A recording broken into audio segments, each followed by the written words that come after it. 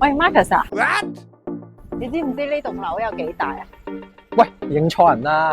喂，唔好意思，你喺呢邊啊，咁似你嘅。嗰個我細佬。都唔好帶細佬啊嘛。Marcus 啊，你知唔知呢棟樓咧超過差唔多15萬平方尺㗎？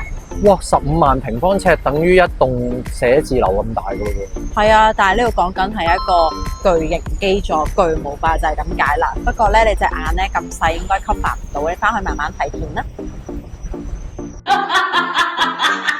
嗱，Marcus 啊，一係就唔睇，一睇咧我就介紹你睇咗呢棟物業商業價值最高嘅部分——龍頭鋪先。龍頭？冇錯。高！哇！呢度個門闊都好闊喎，仲要對正彌敦道。係啊，如果唔係點解叫龍頭啊？仲要係水龍頭啊！其實呢間巨無霸嘅鋪咧，面積就差唔多成4800幾尺，樓底你見到極高，5米樓底。咁你做咗鋪咁耐，不如你又諗下啱啲咩行業，啱啲咩鋪頭做啊？呢度對正彌敦道，有洗手間，有來去水，一啲特色嘅餐飲行業啦，啲旗艦店啦，都非常適合噶。哦，你係咪講緊嗰啲嚇咁咯？係咯。Marcus 啊，考下你，你知唔知佐敦最多係乜嘢咧？佐敦最多其實就係病人。啱啊，其實最多係醫生，醫你呢啲長期病患咧就最多噶啦。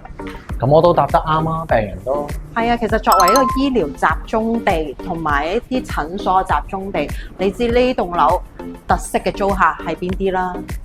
咦，阿 Sarah，咁呢度面積幾大啊？又你睇下，我哋而家行極都未行完，成條西貢街咁長，成16000尺嘅呢度差唔多，啱晒咧你個客啊 ，Doctor Chan 啊，唔係嗰個係你個醫生 ，Doctor Chan 嚟呢度 upgrade 就最啱噶啦。其實都啱 Doctor Lee 同埋 Doctor Wong。你都睇幾多醫生喎？係啊。咦 ，Sarah，你話 Sarah Doctor Chan，咁你知唔知醫療集團啊、醫美嗰啲究竟需要啲咩配套㗎？佢哋要嘅配套一定係最頂端嘅配套啊，而呢一棟樓就絕對 serve 到啦。首先來退水，佢呢度全層都可以接駁到啦。另外冷氣24小時冷氣，電力又大電力喎。最重要係你望下呢度部 lift 有幾多部？4部。有幾多層租戶？10層。10層4部 lift，你點玩部 lift 都得啊！聽聞仲係高速 lift 嚟嘅喎。喂 ，Marcus，你喺度裝乜嘢啊？啊，睇緊對面嗰啲小學生放學咯。嗰邊唔係一啲普通嘅小學生嚟㗎，全部都係12歲以下嘅女精英，專業人士嘅搖籃就喺對面啦。咁諗下呢度都好適合啲教育機構喎。梗係啦。明㗎啦，好啊 ，Doctor Chan，唔該晒，唔該晒。喂 ，Sarah 唔得啊 ，Doctor Chan 話咧用嚟照我個腦嗰啲儀器好大部㗎，普通樓層入唔到㗎。誒，呢啲啱啊！你睇下呢一層5米高嘅樓底，呢啲窗全部都拆得㗎。咁部機直接喺呢度咁樣運入嚟。冇錯啦。掂喎咁樣。係啊，可以打翻俾 Doctor Chan 啊，成間醫院搬過嚟都仲得。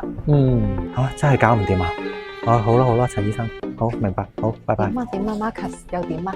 唔得啊！陳醫生話咧，用嚟照我個腦嗰啲機器咧，雖然入到嚟，但係個樓層得5個 kPa 嗰啲機器唔夠承重，擺唔到㗎。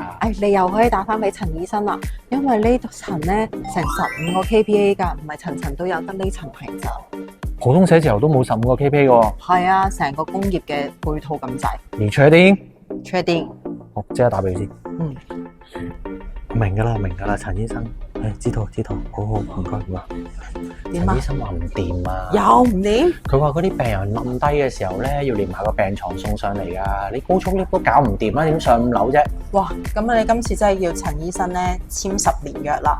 你望一望呢度先，個貨 lift 深度咁樣，除咗醫院之外，就喺呢度可以載到病床㗎啦。成張病床懟入去？冇錯。